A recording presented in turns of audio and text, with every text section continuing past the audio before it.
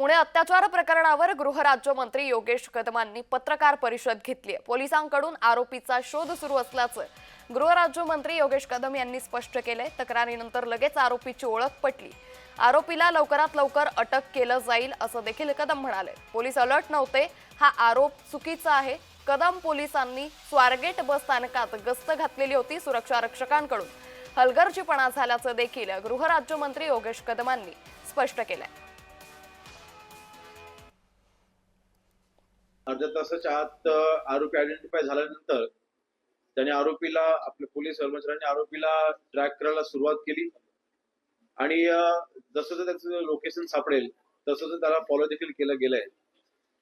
आणि मी डिटेल्स देणार नाही कारण शेवटी अजूनपर्यंत आरोपीच्या शोधामध्ये आपण आहोत। त्याचं लोकेशन संभाव्य लोकेशन देखील आपल्याकडे आहे। तिथे देखील जवळपास 8 टीम्स ह्या पोलिसांमार्फत तयार केल्या गेलेल्या आहेत आणि लवकरच आरोपीला पकडलं जाईल। तर नेमकं काय घडलं? पहाटे 5:30 वाजता तरुणी शिवशाहीत बसली। तरुणी स्वारगेट वरून फलटणला जाणार होती। बस दुसरीकडे थांबली असल्याची आरोपीनं बतावणी केली। डेपोतील बंद शिवशाही बसकडे आरोपी तरुणीला घेऊन गेला। तरुणी बसमध्ये चढताच आरोपी मागोमाग बसमध्ये शिरला। अंधार आणि एकटेपणाचा फायदा घेत त्यानं तरुणीवर अत्याचार केला। त्यानंतर आरोपी घटनास्थळावरून फरार झाला। अत्याचार झालेली तरुणी फलटणला घरी गेली।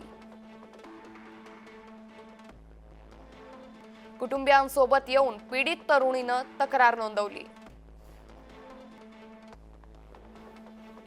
शिरूर आणि शिक्रापूर पोलीस स्थानकात आरोपीवर गुन्हा दाखल करण्यात आलाय।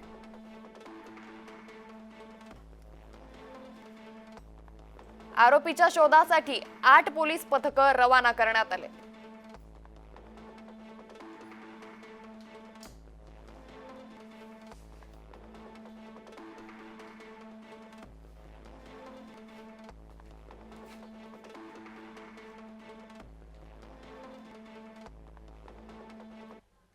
वाजता 3-3:15 वाजता देखील पीआय तिथे रात्री गस्त घालून गेलेले आहेत। त्यांच्या टीम सोबत पाहणी करून गेलेले आहेत। म्हणजे पोलिसांकडनं कुठलं दुर्लक्ष झालं किंवा पोलीस अलर्ट नव्हते असा काही विषय नव्हता। घटनेच्या 5 तासाच्या अंतरामध्ये 2 वेळा तिथे पीआय स्वतः तिथे आपल्या पोलीस कर्मचाऱ्यांसोबत तिथे राहून आणि फेरी मारून गेले होते। जो आरोपी आहे तो आरोपी त्याच्यावरती लहान स्वरूपात म्हणजे चोरी आणि असे काही गुन्हे त्याच्यावरती दाखल आहेत, परंतु ते ग्रामीण भागामध्ये आहेत।